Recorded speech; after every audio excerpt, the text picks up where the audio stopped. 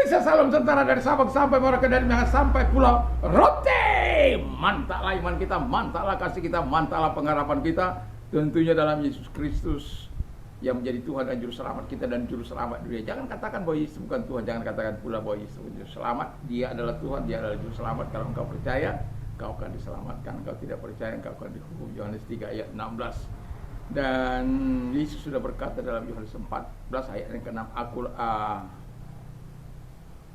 Akulah jalan dan kebenaran dan hidup, tidak seorang sampai kepada Allah kalau tidak melalui aku. I'm the way and the truth and the life, no one come unto my Father except by me. Dan dalam Kisah Rasul 4 ayat 12 dikatakan di sana,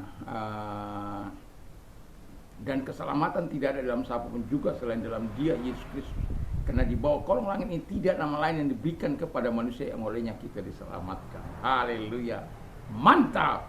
Dan itu Kisah Rasul 4 ayat 12 dan Yohanes 3 ayat 16. For God so loved the world that He gave His only begotten Son, that whosoever believe in Him should not perish but have everlasting life. Karena begitu besar kasih Allah akan dunia ini, sehingga Ia mengaruniakan anaknya yang tunggal, supaya setiap orang yang percaya kepada yang tidak binasa, melainkan beroleh hidup yang kekal. Mantap! Dan juga saya mau katakan kepada kita bahwa dengan mulut mengaku engkau diselamatkan, dengan mulut mengaku engkau diselamatkan, dengan hati percaya engkau dibenarkan. Dalam Roma 10, 9 dan 10, percaya bahwa Allah telah membangkitkan Dia dari antara orang mati dan mengaku bahwa Yesus adalah Tuhan. Semoga kekuatan Tuhan, kekuatan firman, kekuatan Roh Kudus, kekuatan doa menyertai kita di pagi di hari Minggu ini. Kita mungkin bersiap-siap untuk beribadah. Sebelum kita beribadah, kita rilekskan hati kita untuk mendengarkan firman Allah, dan kiranya Tuhan Yesus memberkati kita semuanya. Tuhan memberkati. Mantap, mari kita berdoa. Terima kasih Tuhan, biarlah kekuatan Tuhan, kekuatan firman, kekuatan Roh Kudus, kekuatan iman, kekuatan doa menyertai kami semuanya, sehingga kami tetap teguh berdiri iman kami, sehingga kami terus layak di hadapan Tuhan. Dalam nama Haleluya, amin. Saya akan membacakan Kolose 1 ayat 10. Sehingga hidupmu layak di hadapannya serta berkenan kepadanya dalam segala hal, dan kamu memberikan buah dalam segala pekerjaan yang baik dan bertumbuh dalam pengetahuan yang benar tentang Allah. Ya, puji nama Tuhan. Saya hanya membacakan satu ayat ini, dan tema kita hidup layak di hadapan Allah. Ya, kita sebagai orang tua tentu kita ingin anak-anak kita hidup layak. Dalam layak di sini betul-betul menyenangkan hati, taat kepada kita, menyenangkan hati kita. Wow. Sehingga mereka disebut anak-anak yang diberkati oleh Tuhan. Demikian juga kita kepada Bapa. Itu sebabnya kalau engkau mau merasakan sakit hatinya Bapa, lihatlah anak-anakmu. Kalau engkau suka menyakiti hati Bapa, ya, suka menyakiti hati Bapa di surga, anak-anakmu juga akan Tuhan pakai sebagai alat untuk menyakiti hatimu.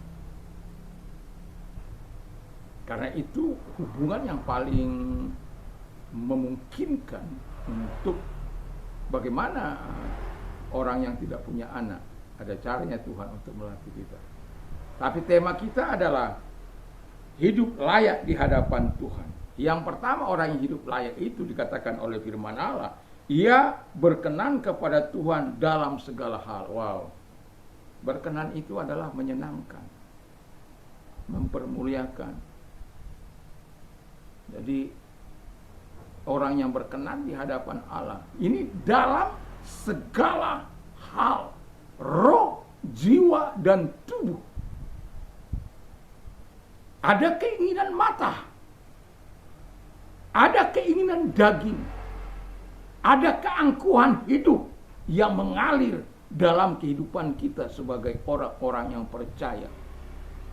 Hanya kalau kita berada dalam Tuhan, itu bisa kita kendalikan, kita kontrol. Karena Roh Kudus yang ada dalam rohani kita itu mengendalikan seluruh kehidupan kita. Saya tidak tahu bagaimana pengalaman Anda bersama dengan Tuhan.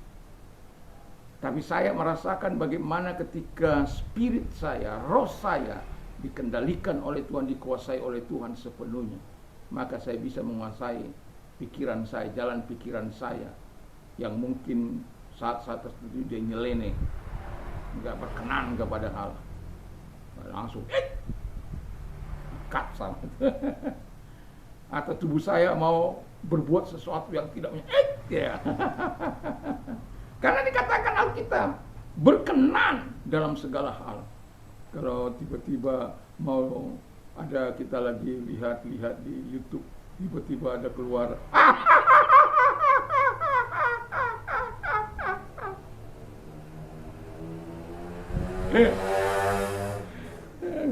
saya kalau pas lagi ada kudus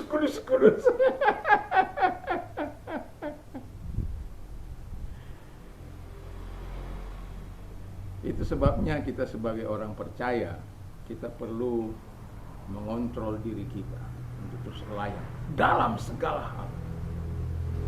Di kamar, alat itu apa namanya, HP itu itu bisa menjadi alat Tuhan dan juga sekaligus menjadi alat setan. Betapa banyak hamba-hamba Tuhan jatuh dalam hal pornografi sehingga tidak memberikan dampak dan pengaruh dalam kehidupannya kepada orang lain. Malah roh yang ada dalam dia, roh najis itu masuk kepada orang lain, karena ini pekerjaan roh. Dan itu sebabnya sebagai hamba-hamba Tuhan kita perlu hidup dalam kekudusan Tuhan. Jangan hidup dalam kenajisan. Ada orang berkata, oh itu kan gak apa-apa, itu kan hanya sekedar film, itu kan hanya sekedar tontonan. Tapi saat itu sesat. Kalau kita lihat perilaku pemerkosa itu, anak-anak yang memperkosa itu karena apa? Adanya tontonan-tontonan yang tidak sesuai dengan mereka. Itu membuat mereka najis dan akhirnya melampiaskannya kepada orang yang seharusnya tidak. Dan akhirnya jadi korban. Ada banyak korban oleh karena kesadisan orang yang tak dapat lagi mengendalikan dirinya. Hawa nafsunya telah dikuasai oleh setan. Berhati-hati. Itu sebabnya kita harus layak di hadapan Tuhan dengan berkenan dalam seluruh kehidupan kita, supaya kita memberikan kemuliaan baik roh, jiwa dan tubuh kita. Yang kedua, kata firman Allah, memberi apa itu? Yang kedua, memberi buah dalam segala pekerjaan yang baik. Jadi dalam pekerjaan yang baik, memberi buah dalam segala pekerjaan yang baik. Kalau engkau pintar komputer, kau tolong orang lain. Saya bisa menolong orang yang berbahasa Inggris dan berbahasa apa itu? Jepang. Dan saya mau katakan bahwa kita harus bisa berbuah dalam segala pekerjaan yang baik. Saya melesi orang-orang secara gratis. Kenapa? Saya ingin memberikan pengaruh. Mungkin 5 tahun, 10 tahun kalau dalam bidang pendidikan. Orang-orang yang tidak percaya itu mungkin akan memberikan dampak nantinya ketika mereka memberikan pengetahuan. Setidak-tidaknya mereka menunjukkan perilaku yang baik dan benar. Karena selama dalam pengajaran kita, jangankan kata yang sia-sia, ya, itu harus keluar. Mencaci, memaki, membuli, nggak boleh ada di tengah-tengah ketika saya mengajar. Yang ada kata kasih, kata cinta, menolong, memberkati, bless.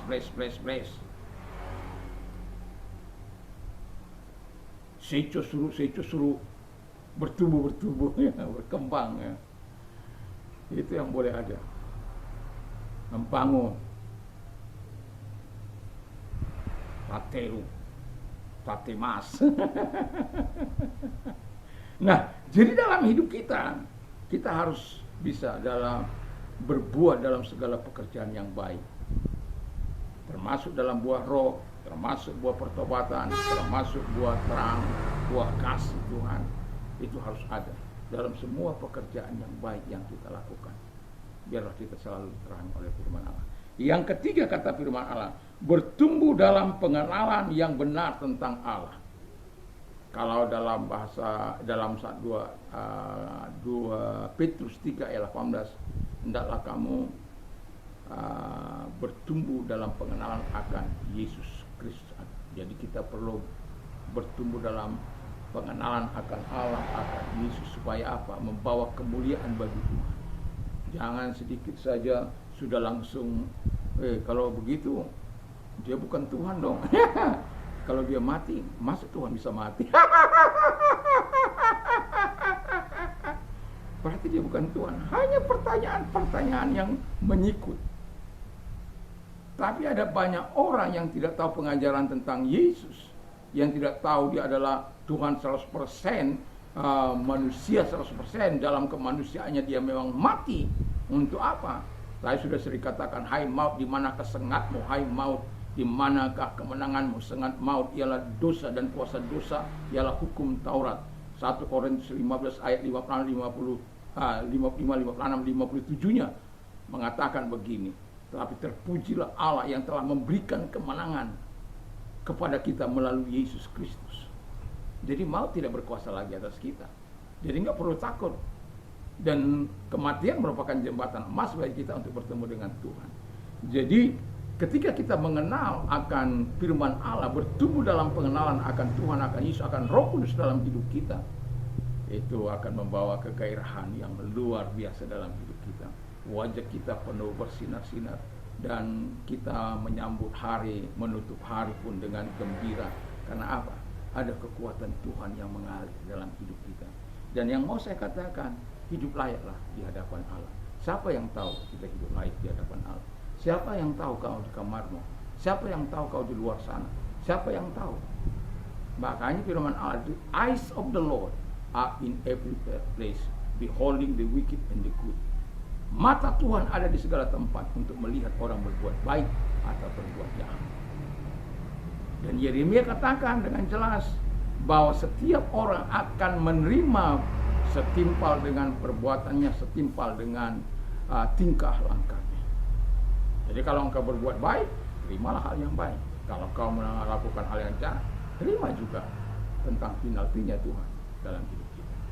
Jadi dalam hidup ini saya mau katakan, mari kita hidup layak di hadapan Tuhan dengan cara berkenan kepada Tuhan dalam segala hal, memberikan buah dalam segala pekerjaan yang baik, bertumbuh dalam pengenalan yang benar akan Allah dan Tuhan Yesus Kristus. Kiranya Tuhan Yesus memberkati kita. Mari kita berdoa. Terima kasih Tuhan, biarlah kasih dan kemurahan Tuhan ada dalam hidup kami, dalam nama Tuhan Yesus Kristus. Dan kami tetap percaya kepadamu bahwa Engkau adalah Tuhan yang menolong kami untuk layak, hidup layak karena Engkau bersama-sama dengan kami. Terima kasih Tuhan.